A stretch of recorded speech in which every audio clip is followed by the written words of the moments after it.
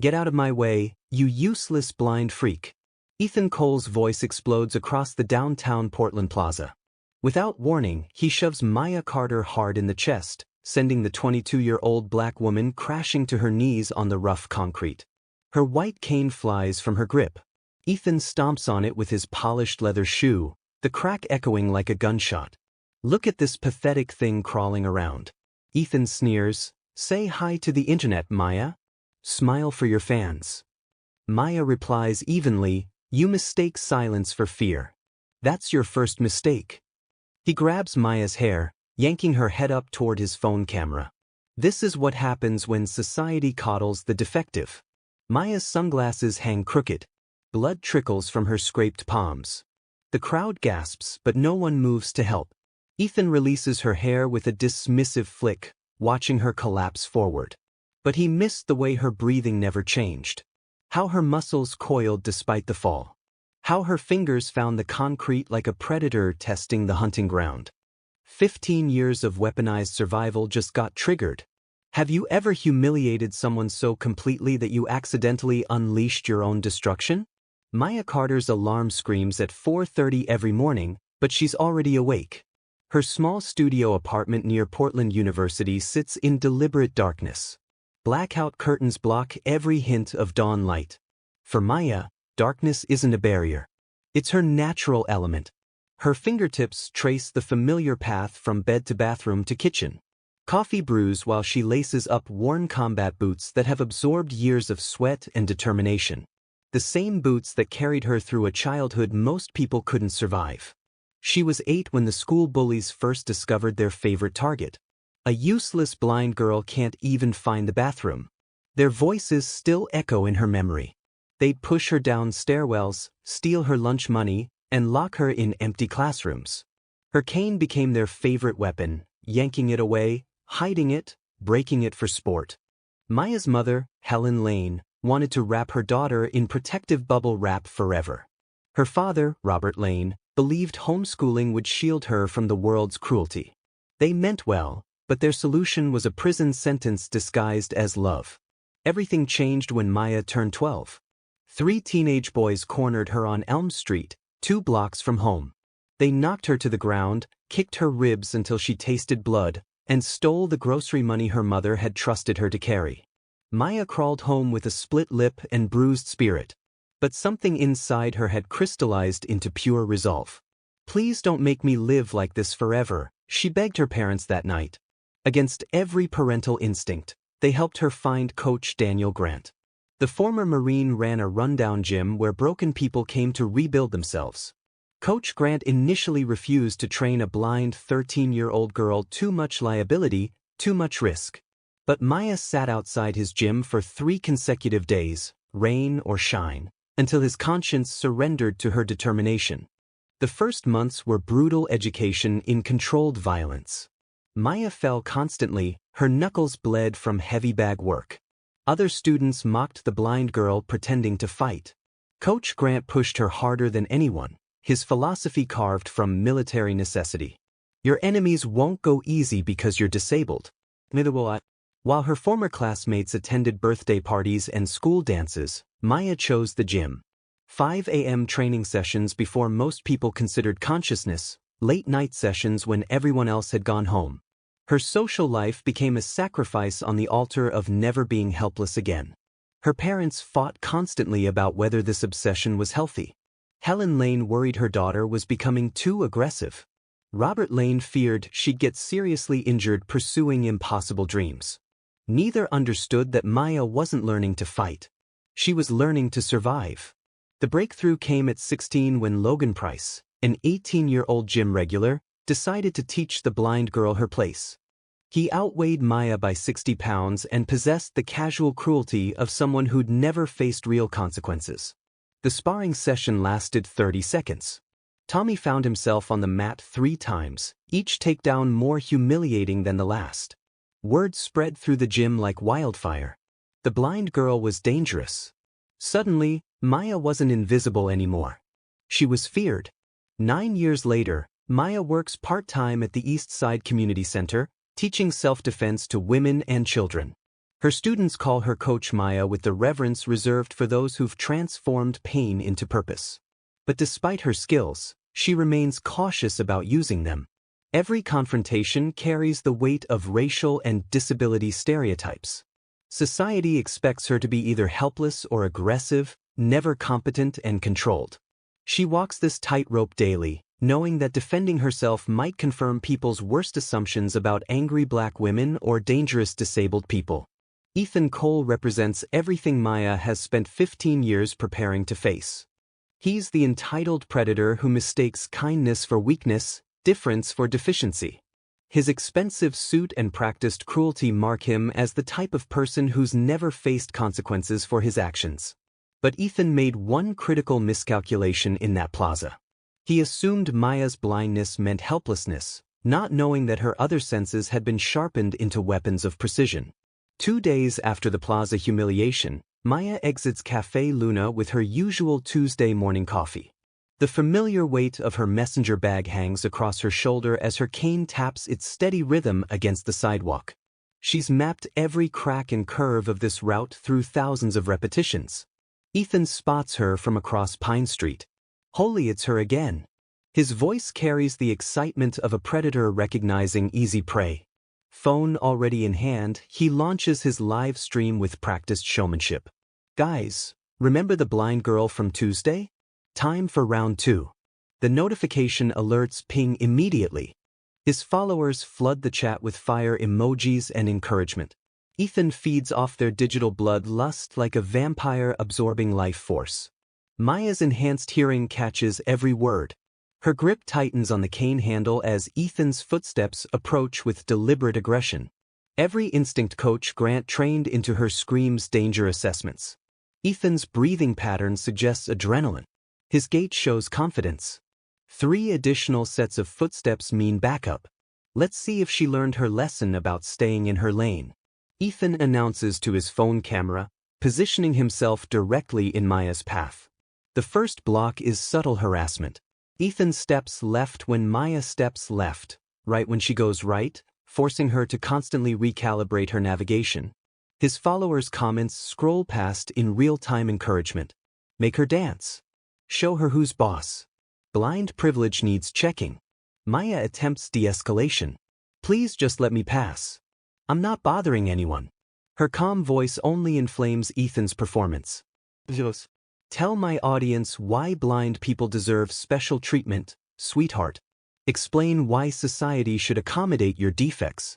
The systematic cruelty escalates. Ethan forces Maya to stumble into a newspaper stand, then a fire hydrant, then a parked bicycle. Each collision draws laughter from his crew and digital applause from his streaming audience. Maya's muscle memory catalogs every detail. Ethan's cologne masks nervous sweat. His phone case has a distinctive texture. His friends hang back slightly. Followers, not leaders. Her tactical mind builds a complete profile while her public face maintains careful composure. The breaking point arrives when Ethan grabs her upper arm and spins her toward his camera. Dance for us, blind girl. Show everyone how helpless you really are. Maya's hand instinctively finds his wrist. 15 years of training. Calculate pressure points, leverage angles, escape routes. For one electric moment, she's 12 years old again. Helpless and bleeding on Elm Street. Then Coach Grant's voice echoes from memory. Control the violence. Don't let it control you. Maya pulls back and walks away, leaving Ethan drunk on apparent victory. Ethan's second video explodes across social media like a digital wildfire. Within 6 hours, Blind Girl Gets Reality Check Part 2 accumulated 75,000 views and counting. The comments section becomes a cesspool of celebration and encouragement for more content. This is comedy gold, types at Alpha Hunter 2024. Someone finally showing these entitled freaks their place. Ethan basks in the fleeting validation, already plotting his next move. His followers demand escalation, and Ethan never disappoints his audience. Meanwhile, Maya's world begins crumbling with surgical precision. The harassment campaign spreads beyond Ethan's direct actions into coordinated digital warfare. His followers reverse engineer Maya's identity from background details in the videos. Soon, They're flooding the East Side Community Center's Google reviews with fabricated complaints about their dangerous and unstable instructor. Maya Carter attacked my daughter during a self-defense class, lies one review. This woman is clearly violent and shouldn't be around children. Blind instructor can't even see what she's teaching, posts another.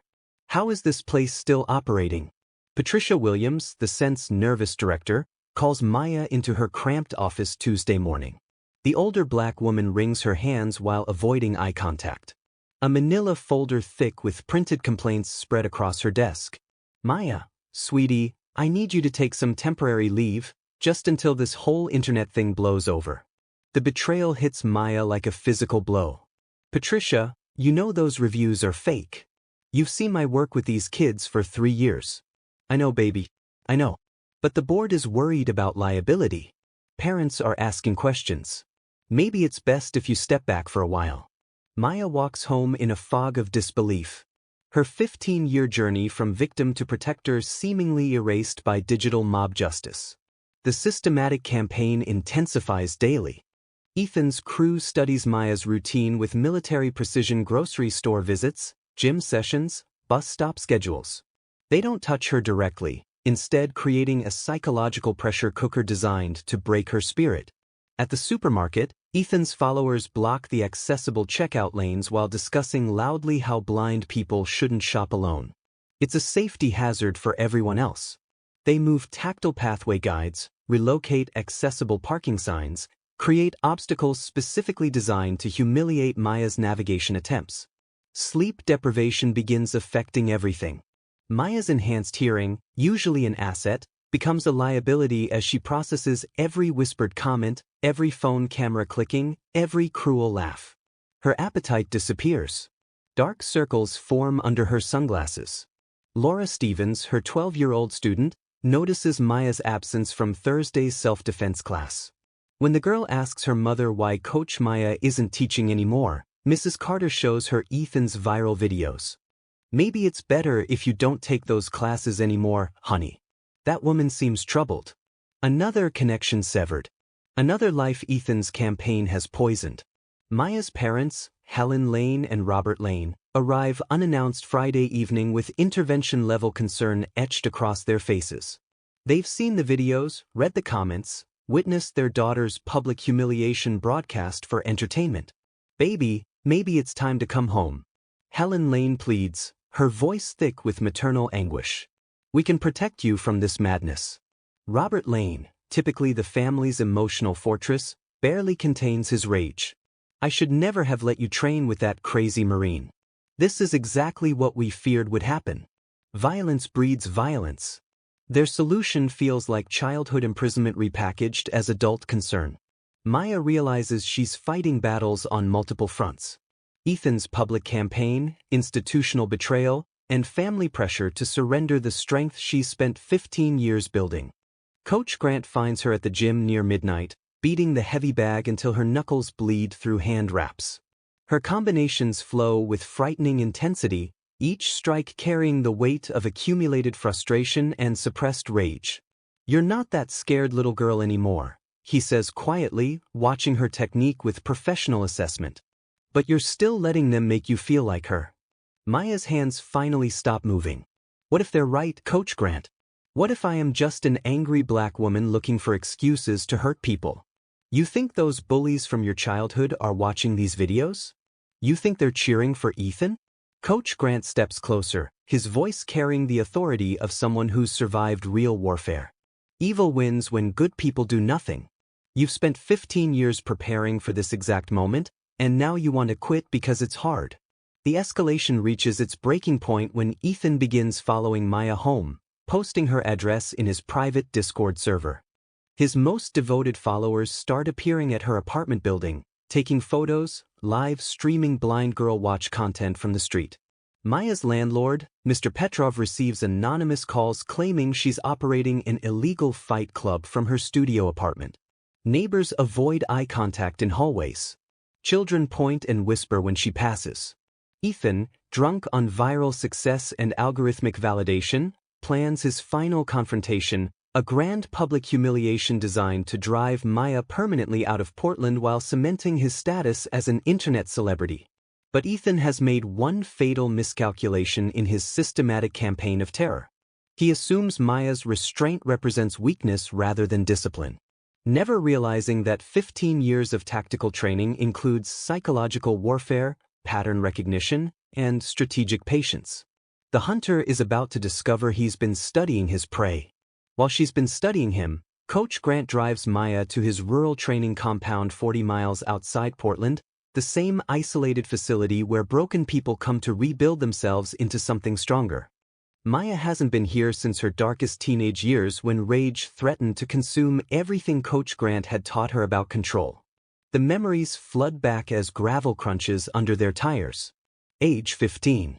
After a particularly brutal sparring session that left her questioning everything, she'd collapsed in the dirt, sobbing. "I'll never be normal, Coach Grant. I'll always be the disabled girl who has to fight twice as hard for half the respect." Coach Grant had knelt beside her that day, his voice cutting through her despair like a blade through silk. "Normal is overrated, Mija.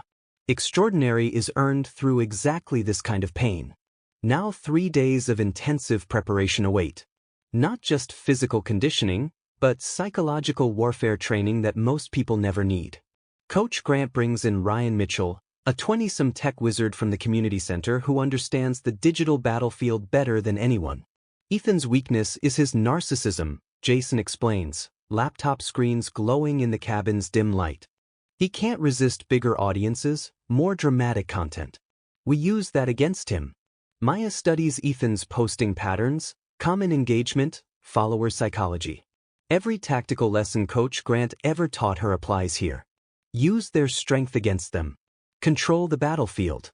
Choose when and where to engage. The strategy crystallizes. Make Ethan overconfident, sloppy, desperate for content that will expose his true nature to the world. This isn't about revenge, Coach Grant emphasizes during their final planning session. It's about teaching consequences to someone who's never faced them. Maya posts an emotional video that night, tears streaming down her face as she describes considering leaving Portland permanently. The performance is calculated. Perfection, vulnerable enough to trigger Derek's predatory instincts. Defeated enough to make him believe victory is within reach. Ethan takes the bait immediately. His response posted within minutes. Finally, someone's learning their place in society. For the first time since childhood, Maya isn't running from a fight. She's an engineer. Saturday's waterfront festival draws thousands to Tom McCall Park. Food trucks line the river while families spread blankets across the grass. Live music drifts from multiple stages as Portland celebrates another perfect weekend afternoon. Ethan arrives with professional equipment-stabilized camera, wireless microphone, his 3-man crew positioning themselves strategically throughout the crowd. Today's performance requires cinema-quality production values for maximum viral impact. What's up, reality warriors? Ethan addresses his live stream audience. Follower count climbing past 15,000 active viewers. Today, we're giving our favorite blind girl one final chance to prove she's not completely useless. Think of it as community service. Maya appears near the fountain exactly as Ethan predicted. Her Sunday routine never varies. Coffee, farmer's market, riverside walk home. But today, she's walking into a carefully orchestrated ambush designed to break her spirit permanently. Ethan's heart rate spikes with predatory excitement. His followers flood the chat with fire emojis and bloodthirsty encouragement. Comments scroll past in real-time validation. Destroy her. Show these fakes reality. Make her cry again. Maya's enhanced senses map the tactical situation instantly. Ethan's cologne mixed with nervous sweat. 3 additional heartbeats positioning themselves in a loose triangle around her. Phone cameras recording from multiple angles. Dozens of civilian witnesses creating natural barriers to escape routes. Her pulse remains steady at 60 beats per minute, exactly where Coach Grant trained it to stay during combat situations. Hey everyone, gather around. Ethan's voice booms across the festival grounds. Let's see if our entitled blind friend has learned any humility since our last encounter. A crowd forms naturally, phones emerging like weapons as people sense impending entertainment. Ethan's crew ensures Maya is surrounded, creating a human coliseum for maximum audience engagement. "I'm giving you a chance to redeem yourself," Ethan announces with theatrical magnanimity. "Prove you're not completely helpless. Show these people you deserve the special treatment society gives you." Maya's breathing remains controlled, but something shifts in her posture. 15 years of training whisper tactical assessments. Ethan's stance shows overconfidence. His friends hang back like followers, not leaders. His phone grip is loose and vulnerable. "I just want to go home," Maya says quietly, her voice carrying just enough tremor to feed Ethan's ego. "See, this is what I'm talking about." Ethan addresses his camera like a seasoned performer. Always playing the victim, never taking responsibility for he shoves Maya hard in the chest, expecting her to crumble like every previous encounter. Instead, Maya absorbs the impact like water accepting a stone. Her feet stay planted. Her balance never waver. Ethan's momentum carries him slightly forward, off-center and vulnerable. "Is that your best?" Maya asks, her voice carrying 15 years of controlled violence. The crowd's energy shifts. People sense something fundamental has changed in the dynamic. Phone cameras focus with laser intensity as Ethan's confident expression flickers into confusion. Ethan lunges forward, throwing a wild haymaker fueled by embarrassment and rage. Maya slips inside his guard like smoke given form. Her hand finds his wrist with surgical precision, redirecting his energy and momentum into a physics lesson about leverage and consequence. Ethan flips through the air, landing hard on concrete with a sound that silences the entire crowd. Rewatch moment number 1. The reversal. Maya stands over Ethan's sprawled form, perfectly balanced and not even breathing hard. Her stance radiates controlled power that makes everyone within 50 feet unconsciously step backward. This isn't the helpless victim from Ethan's videos. This is a predator who's been hiding in plain sight. "You wanted to see if I was helpless," Maya says, her voice carrying across the silent crowd. "Now you know." Ethan's 3 friends rush her simultaneously, their loyalty to their leader overriding tactical wisdom. This is where 15 years of training transforms into choreographed violence. The first attacker receives an elbow to his solar plexus that drops him gasping to his knees. Maya's movement flows like water into the second man's approach, her knee finding his thigh with precision that crumples his leg instantly. The third hesitates just long enough to watch his friends fall before backing away with hands raised in surrender. The entire sequence lasts 8 seconds. Maya never looks rushed, never appears angry, never loses control. Each movement flows from muscle memory built through years of pain and repetition. She's not fighting. She's demonstrating the difference between violence and precision. The crowd erupts in stunned amazement. Every phone camera captures the impossible transformation from victim to victor. People recognize they've witnessed something extraordinary, not random brutality, but justice delivered with surgical accuracy. Ethan struggles to his feet, his expensive suit torn and dirty, his ego shattered alongside his nose. Blood streams down his face as he attempts to maintain his narrative. "She attacked me. You all saw it. I was just talking and you shoved her first, asshole," shouts a witness. "We all saw you start it. Someone call the cops." Ethan screams desperately. "This crazy assaulted me." But the crowd's sympathy has evaporated. Ethan's own phone captured every moment of his aggression, his provocation, his humiliating defeat. The truth is documented from dozens of angles in high-definition clarity. Portland police arrive within minutes, expecting to arrest Maya for assault. Instead, they find a crime scene where the evidence overwhelmingly supports self-defense. Witness statements uniformly describe Ethan as the aggressor, Maya as the reluctant defender. Detective Sarah Carter reviews Ethan's own live stream footage while Ethan rants about conspiracy and setup. The video shows clear provocation, physical assault, and proportionate response. Case closed before it begins. Within 2 hours, Maya's reversal clips spread across every social media platform like digital wildfire. Maya knows her worth trends nationally as millions share the footage of someone finally standing up to Ethan's brand of systematic cruelty. The original video accumulated 2 million views in 24 hours. Comment sections flipped from Ethan's usual supporters to people celebrating Maya's victory and sharing their own bullying survival stories. The narrative has shifted permanently. Ethan limps home to discover his sponsors fleeing, his follower count plummeting, and his law firm requesting an emergency meeting about his concerning extracurricular activities. For the first time in his privileged life, Ethan faces real consequences for his actions. But Maya's victory celebration will be short-lived because Ethan's humiliation is about to trigger a legal counterattack that threatens to destroy everything she's built. Ethan Cole hires a ruthless lawyer, twisting the narrative until Sophia suddenly faces criminal charges, the threat of prison and permanent record looming, and complete destruction of the life she's spent 15 years building. Ethan's legal team has successfully reframed the victim as aggressor, self-defense as premeditated assault. But Ethan has made one critical error in his legal warfare campaign. He assumes Maya's restraint in the plaza represented the full extent of her capabilities, never realizing that controlled violence requires more training than explosive rage. The hunter is about to discover that his prey has been holding back more than he could possibly imagine. The Multnomah County Courthouse feels like a gladiatorial arena as Maya enters for the trial that will determine her fate. Media trucks line the street while protesters clash on the courthouse steps. Justice for Ethan signs wave alongside Maya knows her worth banners in a visual representation of a society divided by competing narratives of victimhood and justice.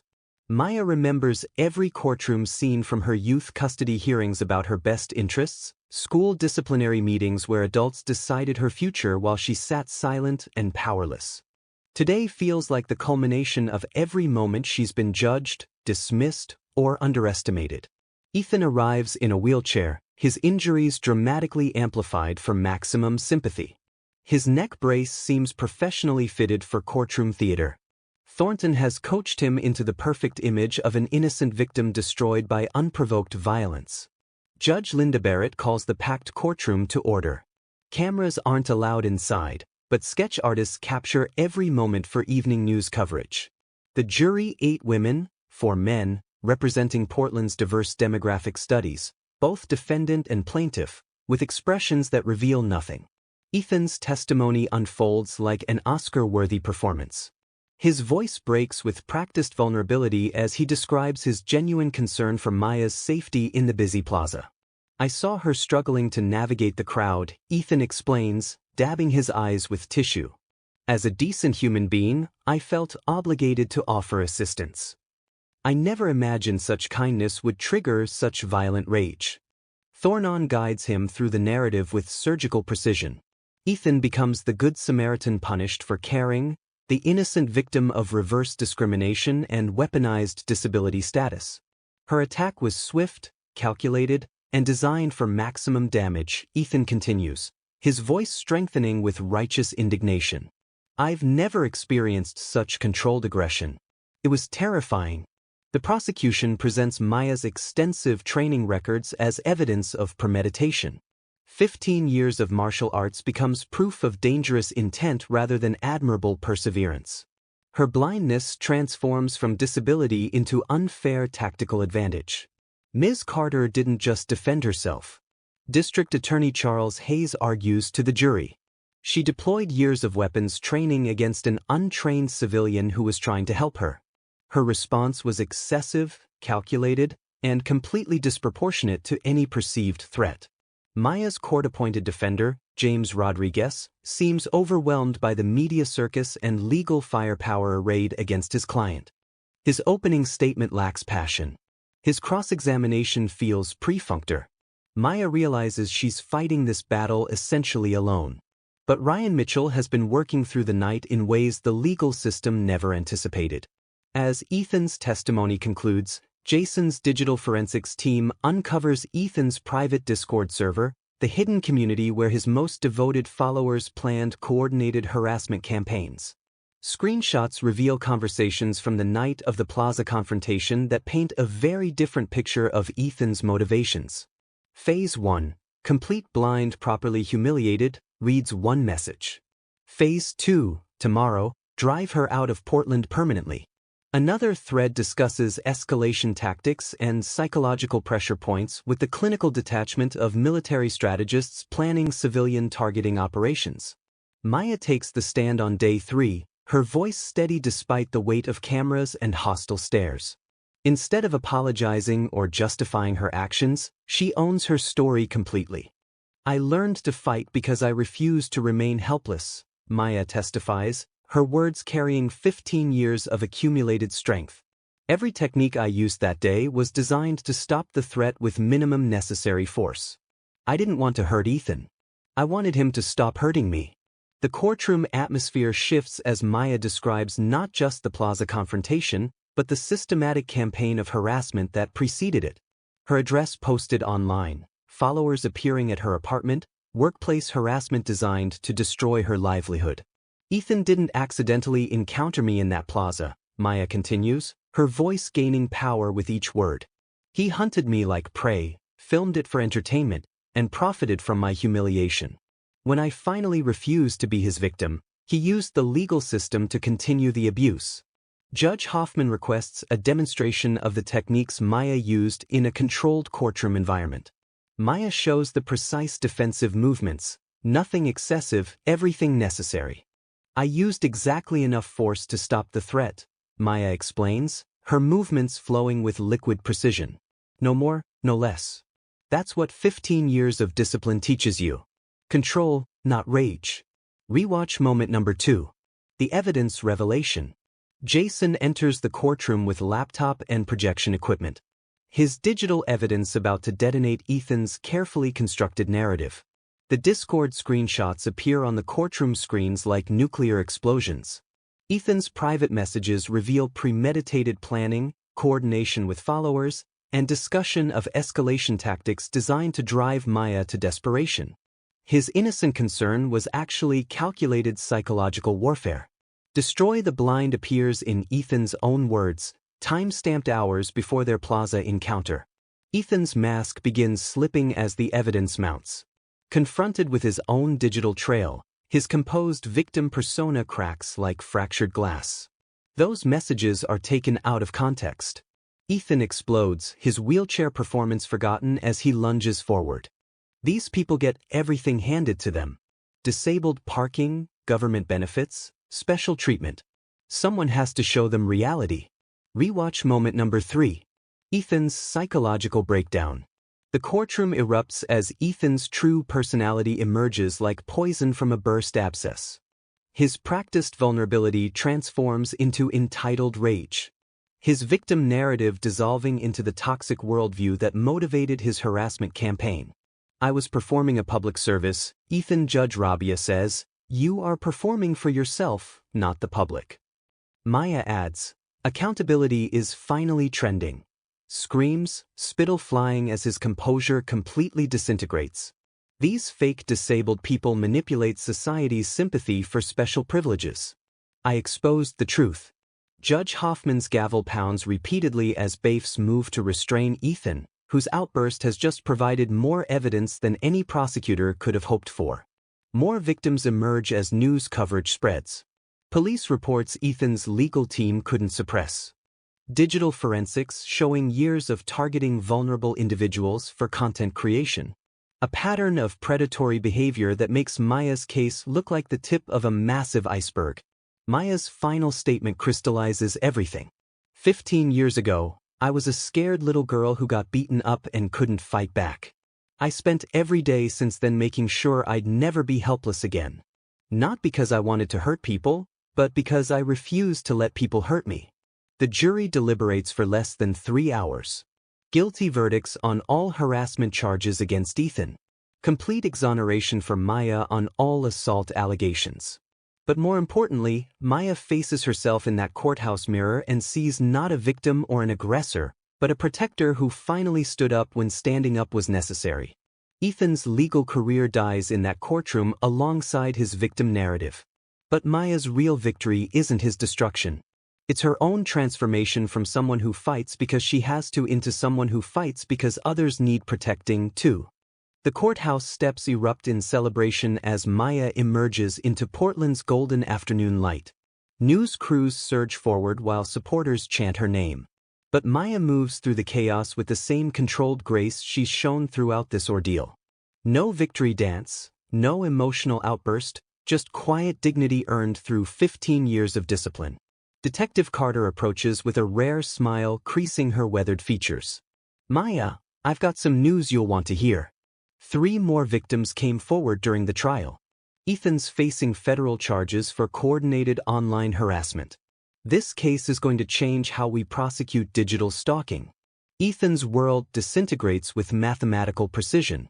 Harrison and Wells LLP terminates his employment before the jury even returns their verdict. His law license faces suspension pending ethics review. The book deal evaporates overnight as publishers flee from association with his exposed toxicity. Maya returns to the East Side Community Center like a conquering hero. Margaret Johnson meets her at the entrance, tears streaming down her face as she embraces the woman she'd abandoned during the darkest hours. I'm sorry, baby. I should have stood by you when you needed support most.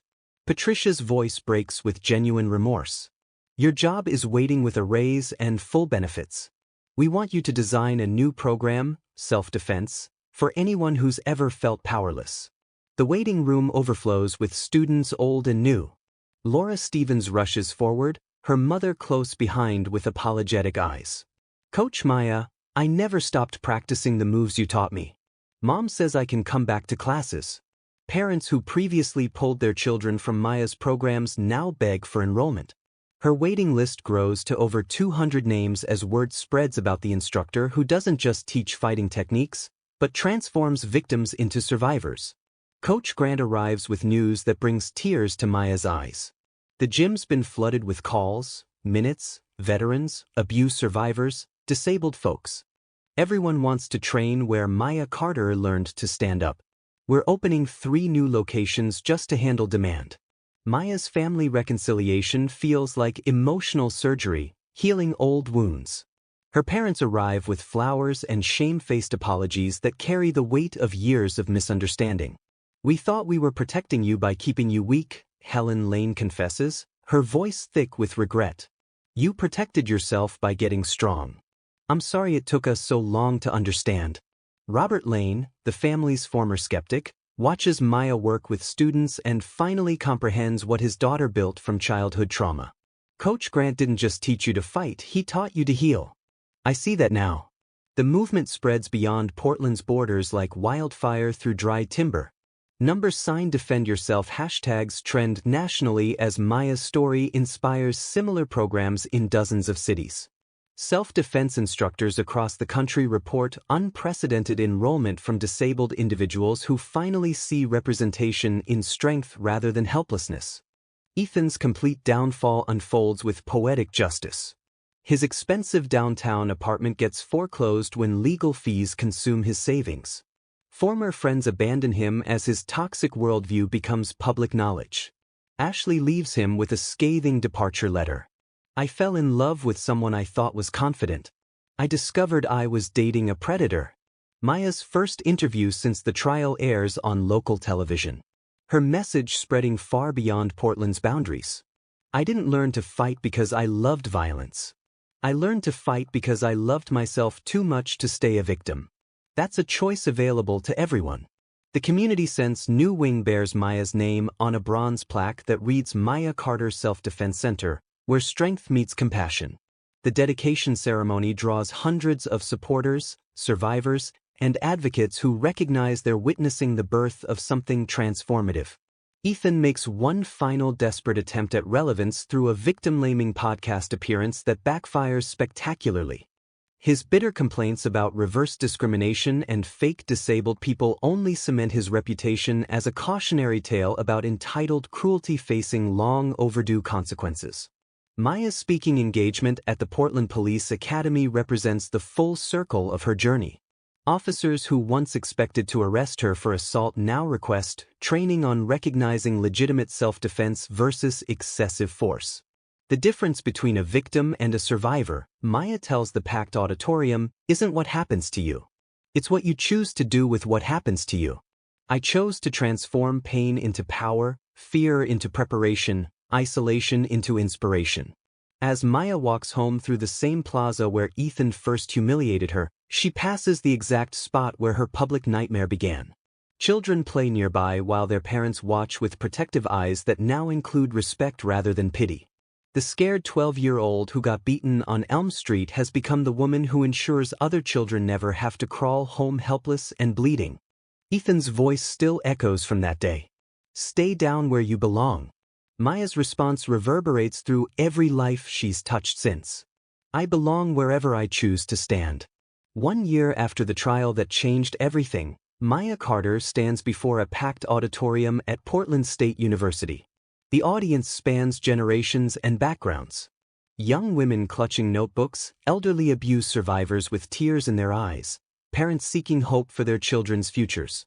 Her autobiography, From Helpless to Fearless, A Fighter's Journey, sits at top bestseller lists. While documentary crews capture her expanding influence, the Maya Carter Self-Defense Centers have trained over 1,000 people across 6 locations. What started as personal survival has evolved into a movement that's reshaping how society views strength, vulnerability, and the power of refusing to remain powerless. Transformation doesn't happen overnight, Maya tells the rapt audience, her voice carrying the authority of someone who's walked through fire and emerged stronger. It took me 15 years to go from helpless child to empowered protector. But every day you choose growth over fear. Every moment you refuse to accept powerlessness, you're building the person you're meant to become. The ripple effects extend far beyond martial arts training. Maya's case established legal precedent for prosecuting coordinated online harassment campaigns. District attorneys across the country cite the Thompson standard when pursuing digital stalking cases, ensuring other Ethan Cole types face real consequences for virtual cruelty. Coach Grant beams with pride from the front row. His gym empire now spanning 3 states. Their training methodology combining physical techniques with psychological empowerment has become the gold standard for trauma-informed martial arts instruction. Military veterans, domestic violence survivors, and disabled individuals flock to programs that treat strength as healing rather than aggression. Maya's family sits in the Audience Center, their transformation as remarkable as her own. Helen Lane now volunteers at the community center, teaching parents how to support children's strength building rather than restricting it. Robert Lane helps design accessible training equipment for disabled students, channeling his protective instincts into empowerment rather than limitation. Ethan Cole's current circumstances provide stark contrast to Maya's ascending influence. Working third shift at a warehouse outside Salem, he lives in a studio apartment paid for by his elderly parents. His attempts at social media comebacks fail miserably as his reputation precedes him everywhere. He's become a forgotten relic of his own making. While Maya's star continues rising, similar confrontations across the country now yield different outcomes. Bullies hesitate before targeting vulnerable individuals. Knowing the Maya Carter case proved that appearances can be devastatingly deceiving, a cultural shift toward accountability has emerged with bystanders more likely to intervene and victims more encouraged to fight back appropriately. The documentary Blind Spot, the Maya Carter story wins multiple film festival awards, its message resonating globally. International self-defense programs request Maya's consultation as her methodology spreads across continents. She's become the face of empowerment through preparation rather than vengeance through violence. Maya's current students include Laura Stevens, now 15, and helping teach younger children. The girl who once cowed from bullies now radiates quiet confidence that comes from knowing she can protect herself and others. Coach Maya saved my life without throwing a single punch at my bullies, Jessica tells documentary cameras. She taught me that strength isn't about hurting people. It's about refusing to be hurt. The Community Sense waiting list stretches to over 500 names. Maya's program has become so respected that police departments send female officers for training, domestic violence shelters require staff certification, and universities integrate her curriculum into campus safety programs. Maya's final message to the Portland State audience encapsulates everything she's learned. Skills without wisdom create dangerous people.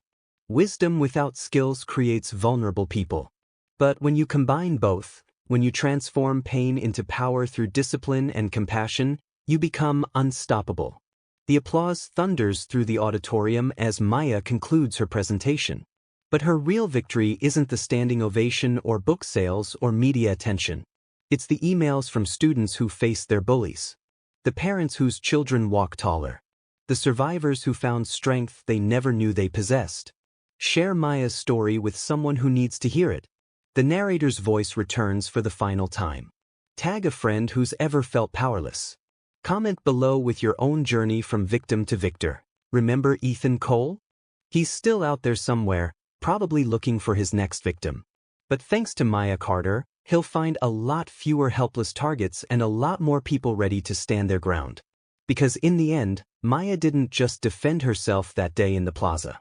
She defended everyone who's ever been told to stay down, stay quiet, stay powerless. And that's a fight worth sharing. Number Maya knows her worth. Number defend yourself. Number from helpless to fearless. Names change kredu es story my spki. Or do 10 dialogues be. Start yai sy ho story ka. Notepad key file banadine.